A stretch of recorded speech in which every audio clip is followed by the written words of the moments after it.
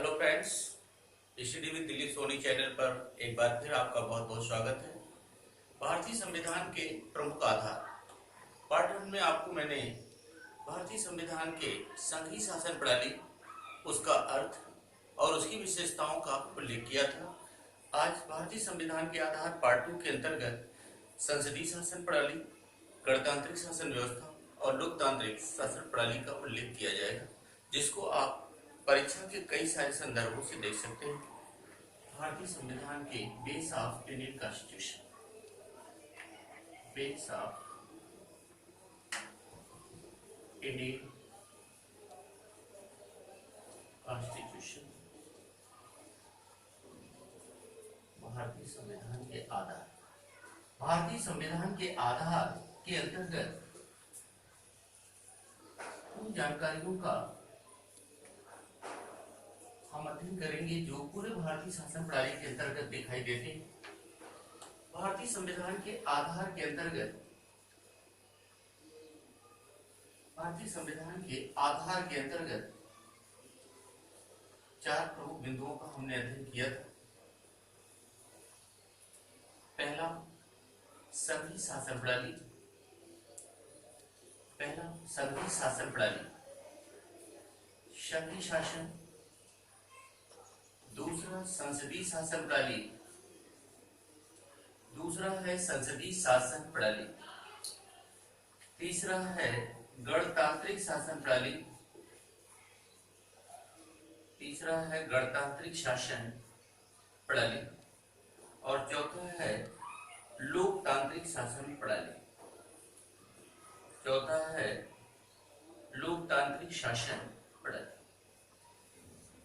संघीय शासन प्रणाली को हम कहेंगे फेडरल सिस्टम।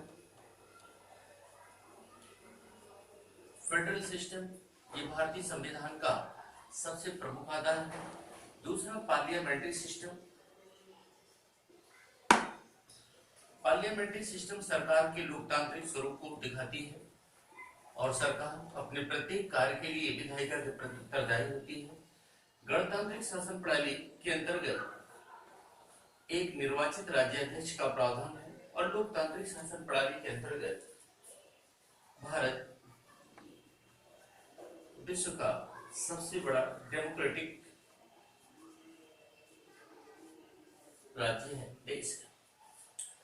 तो भारतीय संविधान के आधार पार्ट 1 के अंतर्गत हमने आपको संघीय शासन प्रणाली के अर्थ और उसके प्रमुख लक्षण तथा भारतीय संघीय शासन प्रणाली में किस तरह की बातों को उल्लेख किया गया है उसका विस्तृत अध्ययन आपको हमने कराया।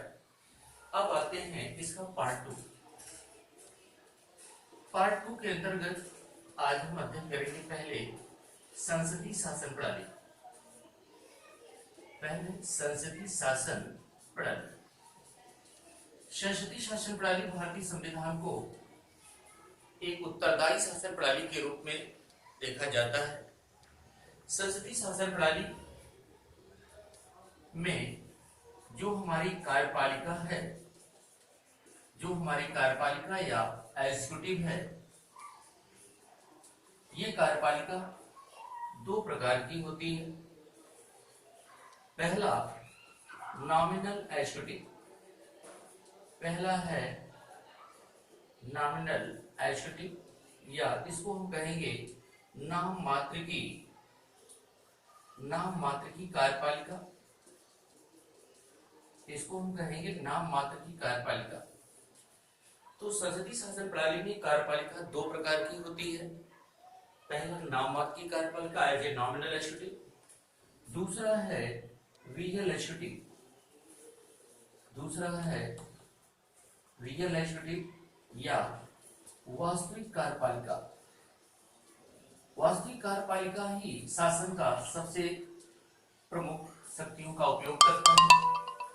नाम मात्र की कार्यपालिका को हम फॉर्मल एग्जीक्यूटिव, नाम मात्र की कार्यपालिका को हम फॉर्मल एग्जीक्यूटिव के नाम से भी जानते हैं या इसे औपचारिक कार्यपालिका का नाम भी दिया जाता है। औपचारिक कार्यपालिका। औपचारिक कार्यपालिका क्या है, इसका क्या अर्थ है, अभी हम इसका उल्लेख करेंगे। वास्तविक कार्यपालिका के इसी तरीके से रियल एग्जीक्यूटिव को अन्य दूसरे नाम अनौपचारिक कार्यपालिका, अनौपचारिक कार्यपालिका के नाम से भी जाना जाता है, या informal executive, informal executive. Informal executive क्या है? मित्रों, आज भारत की संघीय शासन प्रणाली के अंतर्गत आपने देखा कि भारत की संघीय शासन प्रणाली के अंतर्गत शक्तियां या विषय कहां कहां विभाजित है? केंद्र और राज्य के बीच, केंद्र और राज्य या राज्यों के बीच विभाजित है। केंद्र की व्यवस्था केंद्र की सरकार के द्वारा चलाया जाता है, राज्यों की व्यवस्था राज्य की सरकारों के द्वारा चलाया जाता है। तो केंद्र और राज्यों के बीच जो शक्तियों का विभाजन है, वह शक्तियों का विभाजन भारतीय शासन प्रणाली के अंतर्गत एक महत्वपूर्ण आधार है। दूसरा, भारत की संसदीय शासन प्रणाली के अंतर्गत जो हमारी कार्यपालिका है, यह दो प्रकार से कार्य करती है। जैसे हाथी के दो प्रकार के दांत होते हैं। हाथी के दो प्रकार के दांत से तात्पर्य एक दांत जो सिर्फ दिखाने के लिए होता है, परंतु दूसरा दांत खाने वाला दांत होता है। इट मीन्स भारत के संविधान में जो कार्यपालिकी शक्तियां हैं, अगर हम कहें कि ये कार्यपालिकी शक्तियां, अगर हम संघ सरकार के लिए कहें, अगर संघ सरकार की कार्यपालिकी शक्तियां हैं, तो संविधान के द्वारा संघ सरकार की जो कार्यपालिकी शक्तियां हैं, वह राष्ट्रपति के नाम से होती है। संविधान के द्वारा संघ सरकार की सारी कार्यपालिकी शक्तियां राष्ट्रपति के नाम से होती है, परंतु राष्ट्रपति अपने इन कार्यपालिकी शक्तियों का प्रयोग केंद्र में प्रधानमंत्री तथा मंत्रिपरिषद के सहयोग से करता है। अर्थात राष्ट्रपति के इन कार्यपालिकी शक्तियों का वास्तविक प्रयोग प्रधानमंत्री तथा मंत्रिपरिषद के द्वारा किया जाता है। प्रधानमंत्री तथा मंत्रिपरिषद के द्वारा किया जाता है। तो यह एक बहुत महत्वपूर्ण बात है कि संविधान, संवैधानिक रूप से भारत के संविधान में आप आगे देखेंगे, अनुच्छेद 52 के अंतर्गत एक प्रावधान है कि भारत का एक राष्ट्रपति होगा, there shall be a president of India. परंतु अनुच्छेद 53 के अंतर्गत, 53 के अंतर्गत एक प्रावधान है कि all the executive power of union by the name of president, संघ सरकार की सारी कार्यपालिकी शक्तियां राष्ट्रपति के नाम से ही है, राष्ट्रपति के द्वारा ही है। जबकि अनुच्छेद 74 ये कहता है, आर्टिकल 74 में एक प्रावधान है कि राष्ट्रपति अपने प्रत्येक कार्यपालिकी शक्तियों का प्रयोग केंद्रीय मंत्रिपरिषद की सहायता से करता है, और केंद्रीय मंत्रिपरिषद का जो नेता है वह प्रधानमंत्री होता है। तो इसका मतलब है कि भारत की जो कार्यपालिकी शक्तियां हैं वो दो प्रकार की होगी। इसका मतलब है कि संविधान के द्वारा या सैद्धांतिक रूप से, इसको आप कह सकते हैं कि सैद्धांतिक रूप से सारी कार्यपालिकी शक्तियां भारत के संविधान में राष्ट्रपति के नाम से है। अगर ये व्यवस्था राज्य सरकार की है, अगर ये व्यवस्था राज्य सरकार की है, तो ये सारी कार्यपालिकी शक्तियां राज्यपाल के नाम से होगी। अगर ये व्यवस्था कैसी है, राज्य सरकार की, स्टेट गवर्नमेंट की है, तो इन state government all the executive power in hand of the governor. और अगर ये व्यवस्था राज्य सरकार की है, तो राज्य सरकार के अंतर्गत इन सारी कार्यपालिकी शक्तियों का प्रयोग मुख्यमंत्री तथा मंत्रिपरिषद के द्वारा किया जाता है। मुख्यमंत्री तथा मंत्रिपरिषद के द्वारा किया जाता है। तो मित्रों, यहाँ एक चीज बहुत स्पष्ट हो गया कि भारत के संविधान में संसदीय शासन प्रणाली क्या है। संसदीय शासन प्रणाली के अंतर्गत दुनिया के जिन देशों में, या भारत की जो संसदीय शासन प्रणाली है, पार्लियामेंट्री सिस्टम है, हमने ब्रिटेन के संविधान से लिया है। ब्रिटेन में भी there is 2 executive head in Britain, परंतु ब्रिटेन में गणतांत्रिक शासन प्रणाली का प्रावधान नहीं है, जबकि भारत में संसदीय शासन प्रणाली के साथ साथ गणतांत्रिक शासन प्रणाली, रिपब्लिक सिस्टम का भी प्रावधान किया गया है। क्योंकि ब्रिटेन में जो क्राउन है, जो क्राउन है या जो राजा है वह एक वंशानुगत है, वह एक वंशानुगत आधार पर है। दूसरा एक प्रावधान यहाँ क्लियर हुआ कि संसदीय शासन प्रणाली की दूसरी विशेषता है, इस संसदीय शासन प्रणाली की पहली विशेषता है कार्यपालिका दो प्रकार की होगी। दूसरी इसकी विशेषता है कि संसदीय शासन प्रणाली को सामूहिक उत्तरदायी शासन प्रणाली के नाम से भी जाना जाता है। संसदीय शासन प्रणाली को कलेक्टिव रिस्पॉन्सिबिलिटी सामूहिक उत्तरदायी शासन प्रणाली से तात्पर्य यह है कि सरकार के प्रत्येक मंत्री या सरकार के मुखिया अपने प्रत्येक कार्य के लिए सामूहिक रूप से विधायिका के प्रति उत्तरदायी है, विधायिका के प्रति उत्तरदायी है। सामूहिक उत्तरदायी शासन प्रणाली के अंतर्गत भारत की लोकतांत्रिक शासन व्यवस्था की स्थापना पर बल दिया गया है। सामूहिक उत्तरदायी शासन प्रणाली को हम लोकतांत्रिक शासन प्रणाली की अवधारणा के लोकतांत्रिक शासन प्रणाली की अवधारणा के अत्यंत निकट मानते हैं। यह सामूहिक उत्तरदायी प्रणाली के अंतर्गत भारत में जो सरकार है वह चाहे केंद्र की सरकार हो या राज्य की सरकार हो, अगर केंद्र की सरकार है, अगर ये सरकार केंद्र की है तो यह केंद्र की विधायिका, केंद्र की सरकार, केंद्र की विधायिका संसद के प्रति उत्तरदायी है। राज्य की सरकार है, अगर किसी राज्य की सरकार है तो राज्य की सरकार अपने प्रत्येक कार्य के लिए अपने राज्य की विधायिका के प्रति, और राज्य की विधायिका का नाम विधानमंडल है, तो राज्य की सरकार अपने प्रत्येक कार्य के लिए राज्य की विधायिका state legislation, the name of state legislation is विधानमंडल, the name of state legislation is विधानमंडल के प्रति क्या है, उत्तरदायी है।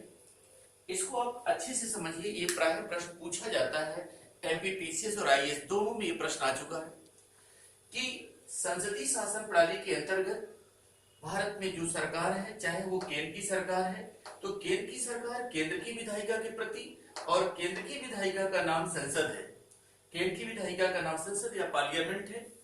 दूसरा, अगर राज्यों की सरकार है तो प्रत्येक राज्य की सरकार अपने द्वारा किए गए प्रत्येक कार्य, लिए गए प्रत्येक निर्णय के प्रति राज्य की विधायिका विधानमंडल के प्रति उत्तरदायी होती है। अब एक प्रश्न और आता है, यदि आपसे केवल ऑप्शन परीक्षा में यदि ऑप्शन ये आता है कि केंद्र की सरकार संसद के जगह पर, अगर आपके पास ऑप्शन आ गया कि चूंकि संसद के दो सदन होते हैं, लोकसभा और राज्यसभा, उसी तरह विधानमंडल एक सदन अवश्य होता है, दूसरा सदन हो भी सकता है, तो अगर ये प्रश्न आता है कि केंद्र की सरकार अपने प्रत्येक कार्य के लिए संसद के किस सदन के प्रति उत्तरदायी है, तो मित्रों याद रखिए ये बहुत महत्वपूर्ण प्रश्न है कि यह केंद्र की सरकार यानी प्रधानमंत्री और उसके प्रत्येक मंत्रिपरिषद के सदस्य अपने द्वारा किए गए प्रत्येक कार्य के लिए संसद के प्रथम सदन के प्रति, प्रथम सदन मैं इसको यहां लिख दे रहा हूं, प्रथम सदन, और इसी प्रथम सदन को हम लोकसभा के नाम से भी जानते हैं, यानी केंद्र की सरकार अपने प्रत्येक कार्य के लिए संसद के प्रथम सदन या लोकसभा के प्रति उत्तरदायी होती है। दूसरा, अगर यही प्रश्न राज्य की विधायिका का है तो राज्य की विधायिका अपने प्रत्येक कार्य के लिए विधानमंडल के प्रति है, और यदि किसी राज्य के विधानमंडल के दो सदन हैं, निश्चित रूप से उसका एक सदन विधानसभा लेजिस्लेटिव असेंबली और दूसरा सदन विधान परिषद होगा। तो विधान परिषद यदि है तो या नहीं है तो भी ऐसी स्थिति में राज्य की विधायिका विधानसभा के प्रति, याद रखिए मित्रों, यह राज्य की सरकार अपने प्रत्येक कार्य के लिए, प्रत्येक निर्णय के लिए विधानसभा के प्रति उत्तरदायी है। इसका मैं एक एग्जांपल लेता हूं कि केंद्र की सरकार का गठन लोकसभा के बहुमत के आधार पर होता है, और यदि केंद्र की सरकार लोकसभा में अपना बहुमत खो देती है तो निश्चित है केंद्र की सरकार अल्पमत में आ जाती है और केंद्र की सरकार को त्यागपत्र देने के लिए बाध्य होना पड़ता है। और यदि राज्य की सरकार विधानसभा में अपना बहुमत खो देती है तो राज्य की सरकार अल्पमत में आ जाती है और राज्य की सरकार को त्यागपत्र देने के लिए बाध्य होना पड़ता है। दूसरा एक चीज यहाँ और क्लियर कर दूं मैं कि भारत के संविधान में गणतांत्रिक शासन प्रणाली का भी प्रावधान है। रिपब्लिक सिस्टम क्या है इसको मित्रों याद करिए। भारत के संविधान को एक संविधान सभा के द्वारा 26 जनवरी 1950 को लागू किया गया। जिस दिन यह संविधान लागू किया गया उसमें पहली बार एक प्रावधान है कि भारत का अब कोई भी राज्याध्यक्ष या राष्ट्रपति निर्वाचित होगा। तो जिस दुनिया के जिस शासन प्रणाली में एक निर्वाचित राज्याध्यक्ष या